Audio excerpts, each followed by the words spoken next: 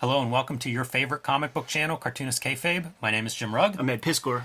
Before we dive into today's episode, I want to remind everybody that we do have a Cartoonist Kayfabe Patreon.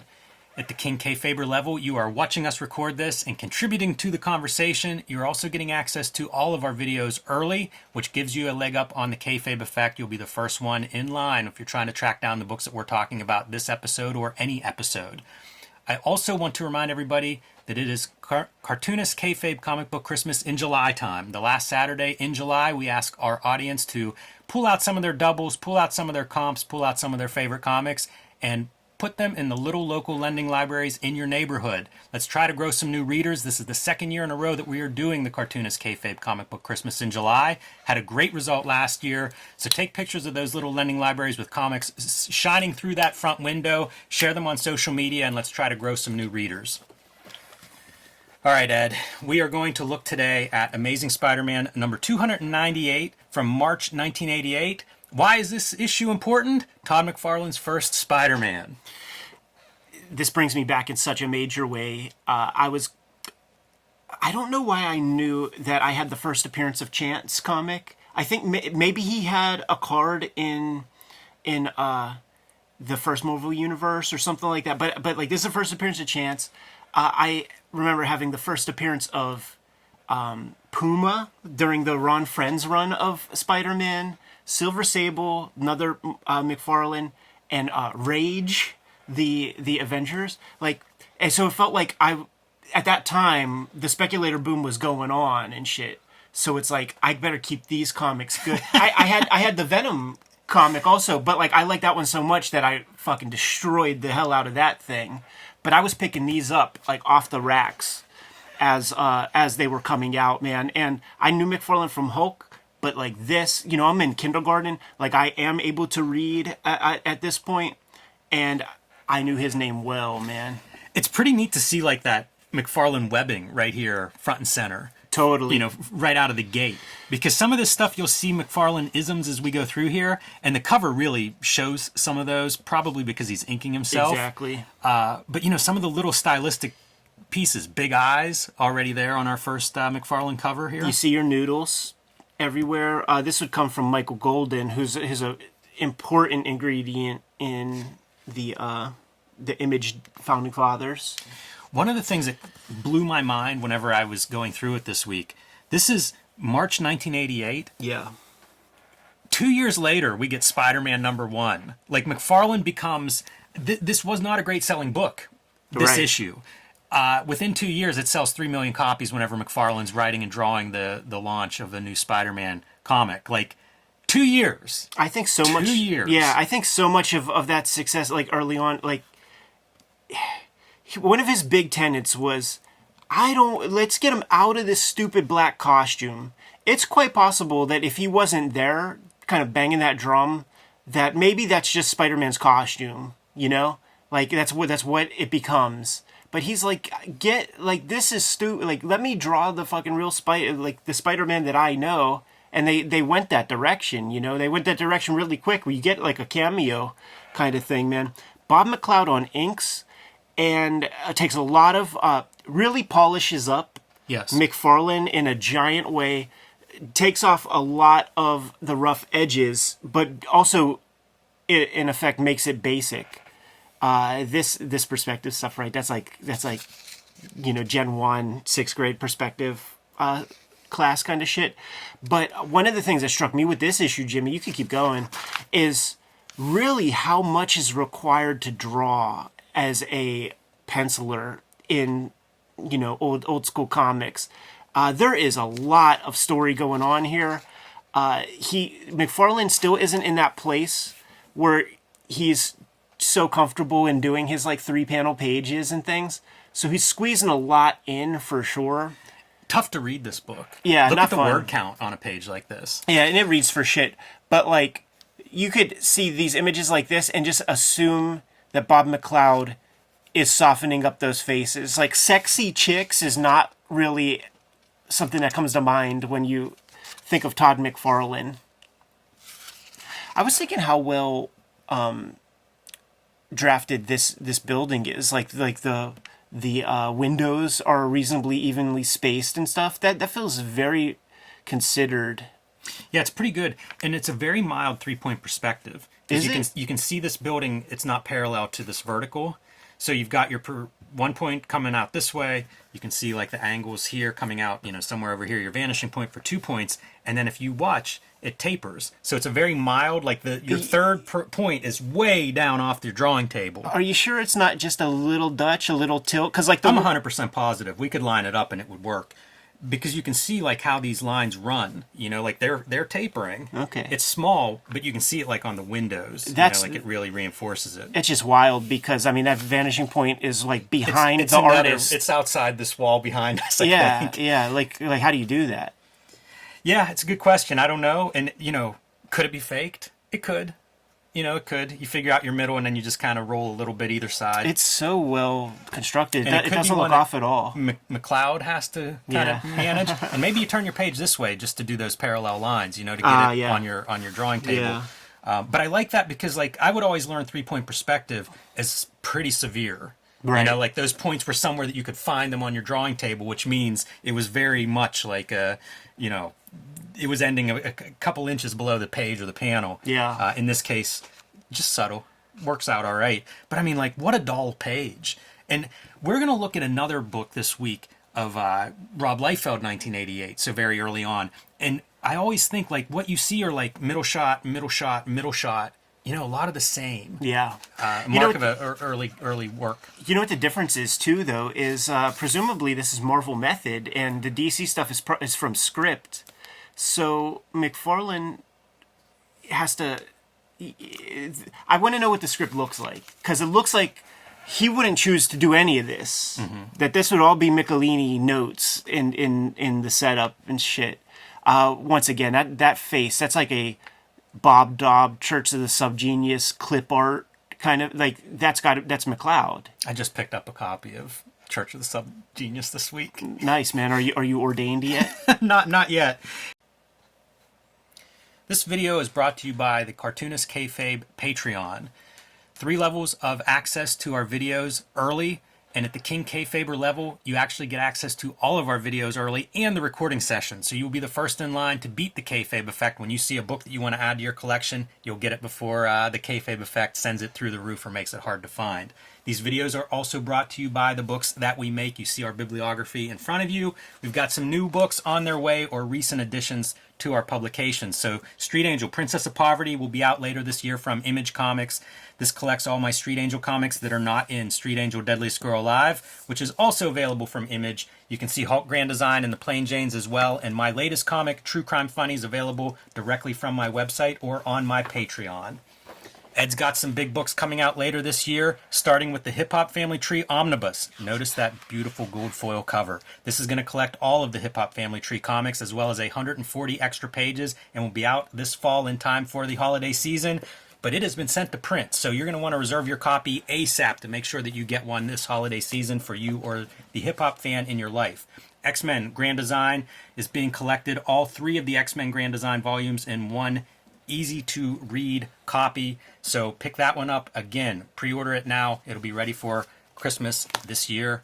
And Red Room Crypto Killers, the 3rd season of Red Room. First 2 issues have been released already. There are 2 more coming soon.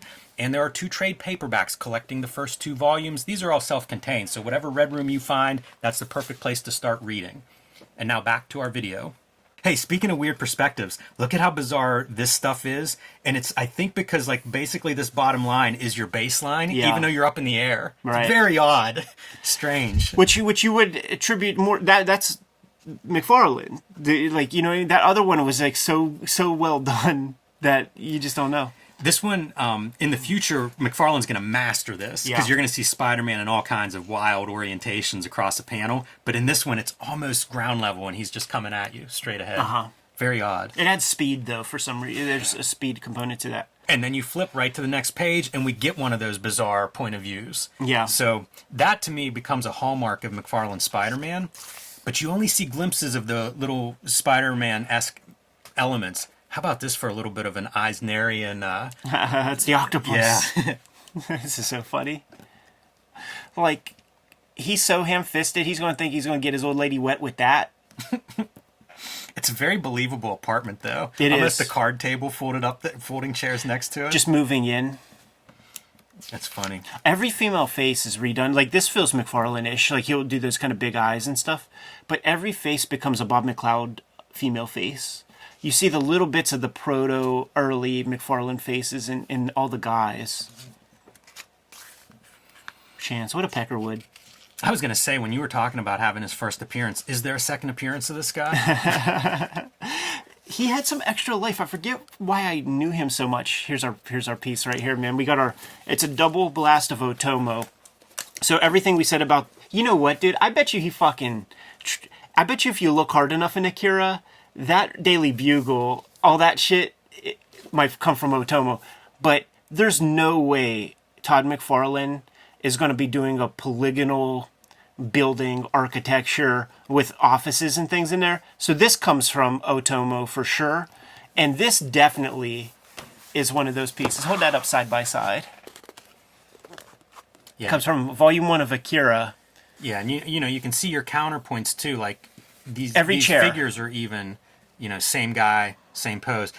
I'm fascinated by this. This is, I have no problem with people doing this, but it's interesting to find like Otomo is who McFarlane's pulling from, and we saw this in Spawn Batman. I believe there's a background or two that are clipped right out of Akira and dropped in. Literally clipped. Like those ones are like stat images and things, man.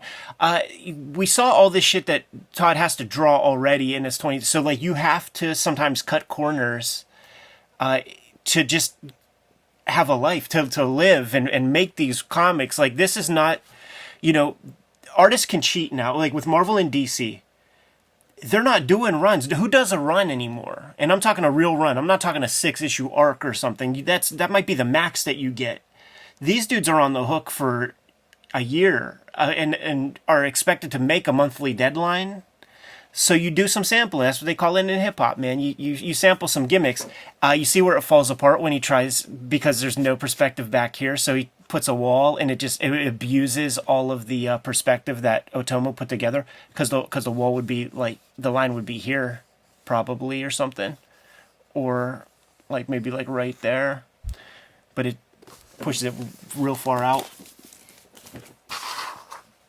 Long history though, man. Like he uses a lot of that kind of thing. Yeah, it's interesting to me to see that stuff. Can't be a good guy with that mustache. No, and man, the cigarette, he was kind of ahead of the Marvel policy on there. Put that in the bad guy's mouth. Great era of video games, by the way. Look at Chance showing up like the little vampire boy in Salem's Lot. It seems like McFarlane was I hate to say an overnight sensation, but like he gets on Spider-Man and it's just about instant, right? That it's a hit. But yeah, sure. But he is putting in fucking mad equity with Roy Thomas. He did 400 pages of Roy Thomas. I'm not suggesting he doesn't have years under his belt. What I'm suggesting is when you look at this, Ed, do you go, oh yeah, this is so much better than Ron Frenz or John Romita Jr. or whoever isn't selling Spider-Man? It requires like he's allowed to ink those covers. Here, go back just one more time. It requires. Wait, when he inks himself, he becomes himself. Look at this kind of shit. See, like, I'm sure he took a photo or some other comic thing of this. Maybe that's even also an Otomo piece. I don't know. But look at what's required to make this comic happen. We got Daily Bugle stuff. We got boardrooms. We got cityscapes. We got wharfs that you now have to draw. Like, comics makes you a power illustrator. The amount of stuff that you have to draw in a comic, certainly if there's set pieces and things like this, it makes you a fucking badass when it comes to illustration. But a part of illustration is finding those like little shortcuts. Like you at home who is sitting there talking shit about him stealing something, you could take the exact reference that he took and you will not be able to do this. Your thing will look crusty because there's an art to the crib. Very little Spider-Man in this gimmick. Yeah, like I said, reading this, we talked about it when we looked at the artist edition of Spider-Man. Yeah. Michelini's not helping his artist much. No, not at all. I mean, we have to get him out of the mixture as soon as possible too. New Universe. This is Jim Shooter's answer to Dark Knight Returns. If you take a look at our courtroom depositions, this is the end of the end of that too. Tom DeFalco at this point's editor-in-chief. So this is the New Universe limping along 2 years after launch, and I think that's about it for that. That art was good, though. Look at that. Yeah. John Romita Jr. in that ad. They used duo shade on that also. Look at this. Jimmy, can you imagine being tasked with doing this in about a 3 or 4 week span? Yeah, and you do see these moments. You know, like that's pretty good. We're starting to see the That's acrobatic good. Spider-Man. That's good. Doesn't it? Imagine that's like some kind of cloaca or some sort of vent where that's coming out. It's not hands. I don't want to imagine that. Sorry you pointed that out. Can't unsee it now. Let's see. So, yeah. Little DeLuca. Interesting screen use in the back there. Yeah, and you know the cool thing that they did was they chopped it because like it gets so severe that it's almost black if you like really look at that screen. So you chop it a little bit to make it feel a little bit more organic. It might be a McLeod choice too. Like we might have had kind of these loose pencil lines, something along this effect, and perhaps McLeod chooses that. Very good graphic for, you know, a black costume Spider-Man. That screen I think works really well. I think this happens a You lot see it here too. Like there are a couple of screens sprinkled throughout. Right, and we're getting to the end, and presumably he's inking these pages in order, but we're getting like a big fat brush for this water, and at the perspective that it is, you know, because I was looking at how Foster prints Valiants and stuff, and the thickness of it fucks up the perspective, because like you see these super thin lines with boxes, and these are the biggest, thickest brushes. It looks like you're right up on that water. You're right about that cool DeLuca effect, because it almost extends to this next It panel. does, It's totally. almost like a bounce. All you have to do is put one more dude. Yeah. Yeah, so there are these moments where you start to see what McFarlane can do. But he's growing, because like that was an action beat. Like late period McFarlane, he would draw, like that would be a big piece, and you'd squeeze in all that little nonsense. I just, you know, I marvel at the amount of rigor, like all these tough things that this guy has to draw in just a couple of weeks. And are we there yet? Okay, no, it's just monthly. We're going to be approaching a point, and maybe this is even an issue. There was a month where he drew 100 pages. He did a Hulk. In fact, it might be this, because he did a Hulk, he did a Spider-Man, and he did Infinity Incorporated, and something was bi-weekly. So, like, does this become bi-weekly at some point? It does. Okay, there's so at least one bi-weekly, like a 3-month period. So there might be 2. So he might be doing Hulk also with this, because if he's doing a Hulk issue, bi-weekly Spider-Mans, and that Infinity issue, that suggests that he's still on Hulk. This is a good action page, too. Like, there's some good Spider-Man poses throughout there. The Chance character, though, I really don't have any grasp of, like, what he is or what he does. Yeah, just like a rich boy cat burglar is his deal. You know, this is McFarlane-esque to me. It's not quite there yet. This but is. You're starting to see, like, the cartoon version of, you know, like a caricature almost that informs these character designs. When Todd McFarlane ain't swiping from Otomo, like, this is the Todd McFarlane cityscape. Yeah, you'll see that in Spawn. Yeah, So yeah. this is one that he keeps with him for a while. Is this a reissue? It Must be, reissue, yeah, right? 2 years after. But you know what? It was so remaindered that maybe they were just sitting on them. As we get to the end of the issue, like there's more tone and things. Like I feel like we're down to the wire, even when it comes to the inking. This page reads pretty well to me. Sure. And now we've got shades of things to come. Is this our first Venom? Pretty much. It's a cameo appearance if you believe Wizard magazines, man. This is very McFarlane-ish. There really should just be a little bump right there, I think. Pretty good ominous figure, give no eyes. Something that we would see in McFarlane, the use of strong blacks there. And then Put a shadow on it. And then we're just like really taking a flyer on this page. So we're going to stat up the background. And with the Rob Liefeld conversation, you can leave that to the Romita Raiders to do. Like, Bob McLeod don't even have to do that shit. This is a really funny sequence, because here's what he's doing. Very, very soon. Totally. Like, he's moving that in and out. Yeah. Yeah, no, totally. I mean, there's emoji versions of that. Like the little crybabies on Twitter, they'll do the hand clap, Yeah. and then a word. So it'll be like hand clap. Not everything is for you. Right. Very funny. So, kind of a inauspicious beginning, I think, for McFarlane on Amazing Spider-Man. Like, I read this week and was like, I don't know. I don't know if I would have read this in real time and went, this is the guy to follow. Right. Or imagine what he's going to do over this next couple of years run on this character. He shows up as McFarlane kind of more on the Hulk stuff. Like now I don't know why it just didn't come to mind until we were going through this stuff, man. But I think maybe more of his energy was on Hulk, because like he would start to show up more. You would see more of the ticks and more of the like kind of Jeff Purvis energy kind of over there. But yeah, like, you know, it's whatever. This is pretty cool. I wonder which issue he starts inking himself on Spider-Man. Yeah. Because I think that comes and goes a little bit too as he gets into bi-weeklies and right. You know, it's a crazy schedule. I was trying to figure out. I think he does about 24 issues of Spider-Man over the next 2 years. That's the magic number. Because I think it's like 328 is that Hulk. It's the Hulk crossover, but he's done by then. Like that's kind of a fill-in issue that he comes back for. But again, that's 30 issues from now. So there's a couple of fill-ins here and there throughout, and then he kind of leaves the book.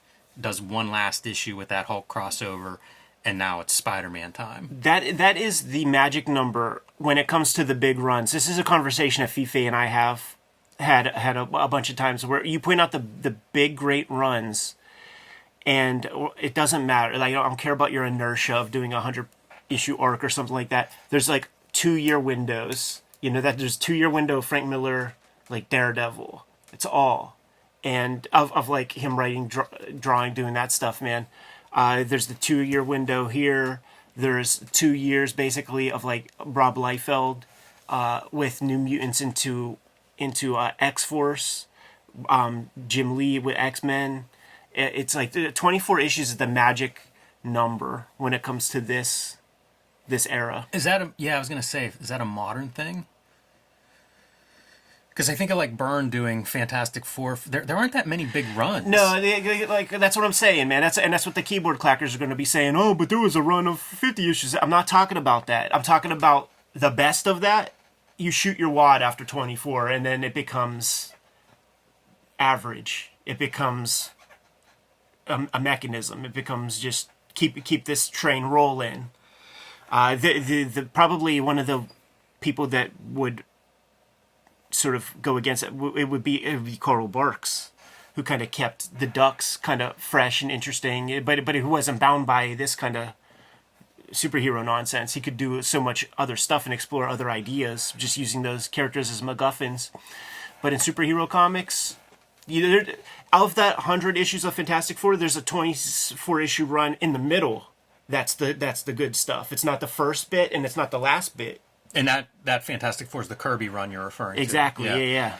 I would be curious to see how they do the postal numbers for like the McFarlane years across this, and even into like Spider-Man, because you get about 3 years worth of McFarlane Spider-Man spread out over those two titles, and I swear this was not a great selling book when he takes over. Yeah. So I'd be curious to see the actual numbers on there, but this is where it starts, you know? I mean, like in some ways, this is the beginning of Image, because this is going to be the thing that launches him to a position of like, yeah, I got to do this myself. Totally. I got to be in control of this stuff. Yeah, and we just know, like, it's not like he grows into a man with that kind of confidence and ego and stuff. I'm sure he's had it his whole life. He's also plays sports because like there's a ego that comes with that kind of, you know, confidence level and all that stuff, man. So like, he's in the game for 2 years at this point, and his art is not sexy. Like, he's down with Art Adam. He likes Art Adam shit. That is maybe the result. That's what his pencils look like, but that ain't the end result. Once these like seasoned job guy inkers,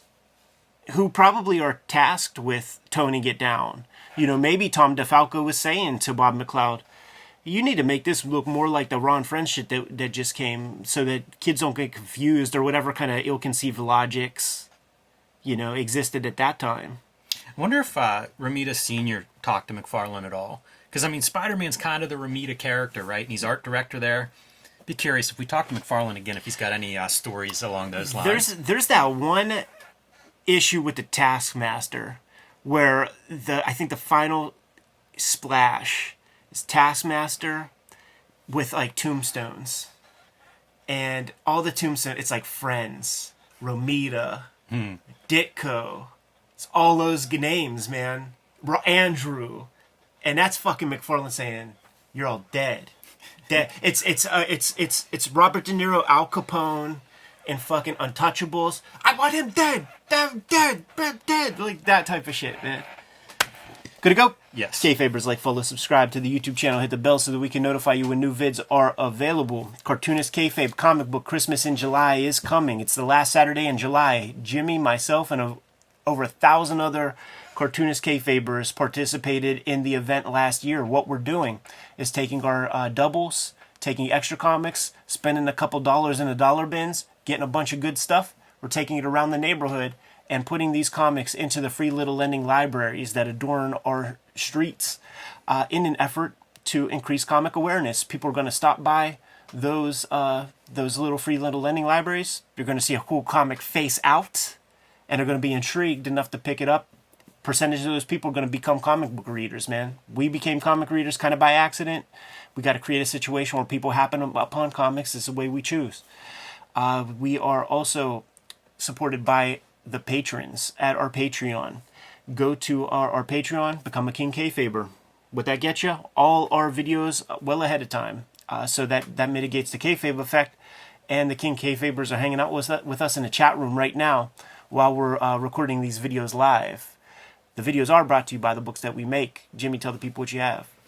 My latest book, True Crime Funnies, is available for digital download on my website or on my Patreon, patreon.com/JimRugg, where I post my latest comics and art.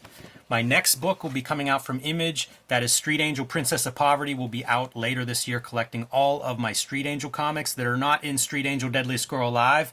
Image just released a new edition of Street Angel Deadliest Girl Alive. So get both. They'll look good as a set on your shelf, and you'll have all the Street Angel comics that I have made. You can also pick up The Plain Janes, the first young adult graphic novel, and Hulk Grand Design, which is out in a beautiful fluorescent green cover, oversized. You can't miss it. One of my favorite books I ever made. So pick that one up now while it's still in print. Hip Hop Family Tree Omnibus is coming to you in time for the holidays. We just hit the print button to make these books actual thing. What you're looking at is a cover proof of that book with the fly ass gold foil. Check that good shit out, man. We're collecting the 4 volumes of Hip Hop Family Tree that are out there for the 10th anniversary. It's the 50th anniversary of hip hop itself. We're including 140 pages of additional art and material, bunch of art that I created explicitly for this book to make it just the ultimate statement on Hip Hop Family Tree in time for the holidays. Secure your copy early so that you are guaranteed to get yours, because if you snooze, you lose. You might have to wait for that second printing, and who knows how long that's going to take for that to come. But that's not the only holiday effort that's coming out. X-Men Grand Design Trilogy is going to be hitting the stands in November. This is going to present all of my X-Men Grand Design work, probably a 260, 270 page trade paperback that collects some of the out-of-print volumes of X-Men Grand Design. So it's the Grand Design that started them all. Scoop it up and get a full sample of my X-Men work. Red Room Crypto Killers is the comic I'm putting together right now, out on the stands now. Issue 2 came out recently. The 3rd issue is going to come out the couple of days before Cartoonist Kayfabe comic book Christmas in July. You're going to want to get your hands on issue 3 because that is going to be the introduction of the characters that will be a part of my daily strip that I'm going to first serialize on my Patreon and then serialize out in the wider world probably January 1st, 2024. Support our books, support the Patreon, keep Cartoonist Kayfabe rocking, but there are other ways to support the channel. Jimmy, let the people know. Subscribe to the Cartoonist Kayfabe newsletter at the links below this video. You can also find Cartoonist Kayfabe t-shirts, merchandise, mugs, fanny packs, stickers, and more at our spread shop. That link is also under this video, and it features one of our latest designs, the wrestling mask Cartoonist Kayfabe design. It's been selling well, so we thank you for that. And the rest of you can find all of your Cartoonist Kayfabe needs at that link. All great ways to support the channel. Give them those marching orders, Jimmy, and we'll be on our way. Read more comics.